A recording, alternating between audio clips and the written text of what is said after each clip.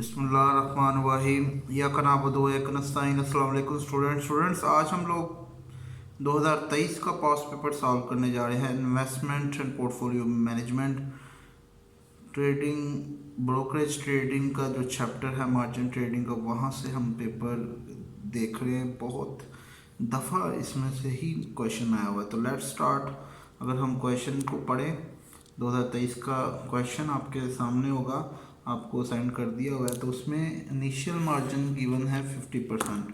ठीक है, मैं कोशिश करता हूँ कि क्वेश्चन रीड कर दे। Assume initial margin requirement is 50%। Initial margin 50% है and maintenance margin is requirement is 30%। आप देख सकते हैं 50% आपने पहले इनिशियल मार्जिन लिखा है और मेंटेनेंस मार्जिन कितना है 30%।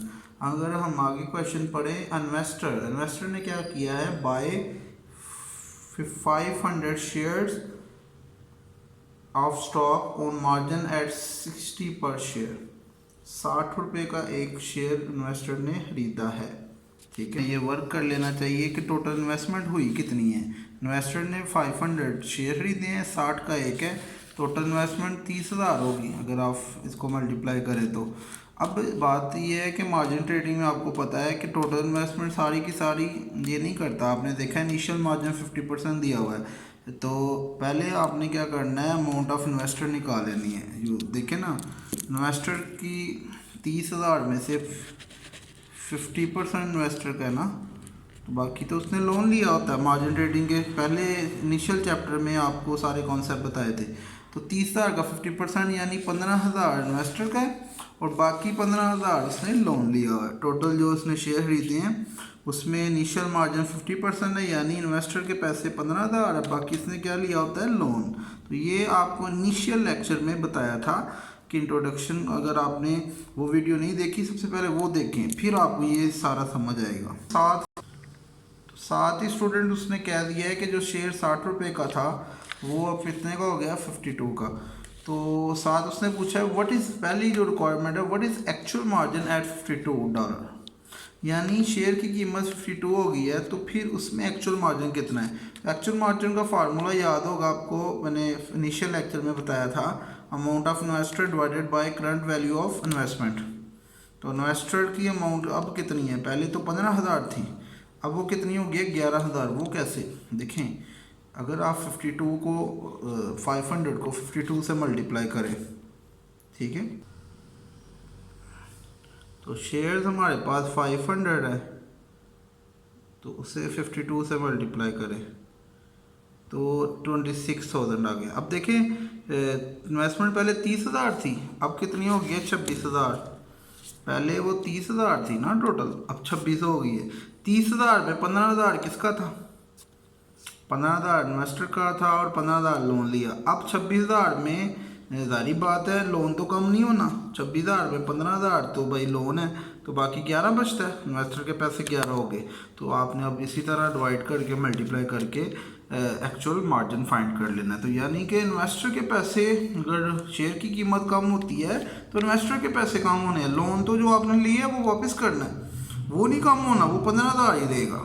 ठीक है, वो कम नहीं कर लेना आपने, वो 15 ही है, चाहे आपके शेयर की वैल्यू 15 ही रह जाए तो वो लोन ही है। ये नहीं हो सकता कि इन्वेस्टर के पैसे 15 ही रहेंगे, जितनी कीमत कम होगी वो इन्वेस्टर के पैसे कम होंगे। अब बी पार्ट में कह रहा है इफ प्राइस डिक्लाइन टू $48, अब प्राइस डिक्लाइन कितने तक होगी, 48, then 40 decline to 48, is there a margin call, क्या वो मार्जिन कॉल करेगा। तो इसकी बात अभी हम देख लेते हैं। सबसे पहले हमने वैल्यू निकालनी है। देखिए 48 पे क्या वैल्यू है, 24,000।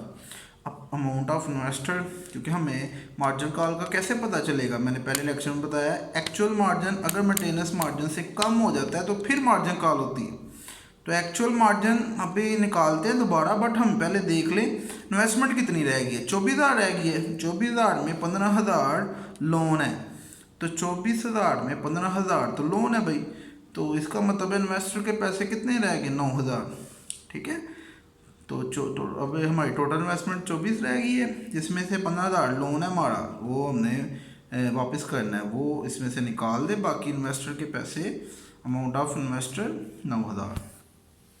अब एक्चुअल मार्जिन की बात अगर हम करें तो वैल्यू ऑफ इन्वेस्टमेंट 24 रह गई है, 9,000 इन्वेस्टर का है, तो एक्चुअल मार्जिन 37.5 आता है।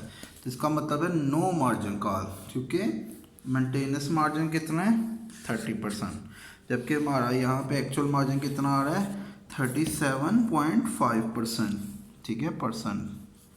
तो आपको बताया था ना एक्चुअल मार्जिन जब मेंटेनेंस मार्जिन से कम हो फिर हमारी मार्जिन कॉल होती है, अदरवाइज नहीं होती। इसके बाद सी पार्ट में कह रहा है price decline to $33, what is the amount of margin call. देखिए अमाउंट ऑफ मार्जिन कॉल का फॉर्मूला आपको बताया था, बट सबसे पहले हमने इन्वेस्टमेंट को देखना होता है कि अगर हमारा प्राइस 33 हो जाती है शेयर की, तो पहले तो देखें इन्वेस्टमेंट कितनी होगी 16,500, ठीक है। तो मार्जिन लाजमी निकालना करना है हमने। अब देखें जब 16,500 रह गया तो मार्जिन 33 पे कितना बनता है, देखिए 15,000 तो लोन था, बाकी 1,500 इन्वेस्टर का, तो इसका मतलब है ये 9% बनता है। तो there is a margin call. वैसे उसने मार्जिन कॉल के लिए नहीं कहा, इसमें उसने ये कहा है कि मार्जिन कॉल प्राइस निकालें। तो यहाँ पे मार्जिन कॉल तो होगी क्योंकि एक्चुअल मार्जिन आपका मेंटेनेंस मार्जिन से कम हो गया, तो मार्जिन कॉल तो होगी, बट उसने हमें मार्जिन कॉल के लिए हाल ही नहीं कहा, उसने कहा है मार्जिन कॉल प्राइस निकाले। तो उसका तरीका ये है कि आपने लोन अब यहाँ पे लिखना है, लोन कितना है 15,000 है, वो लिखे यहाँ पे।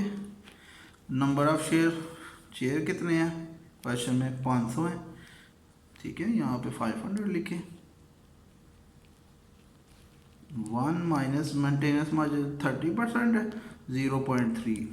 तो अब ये इसको हल कर ले, जो आएगा वो मार्जिन कॉल प्राइस आएगी।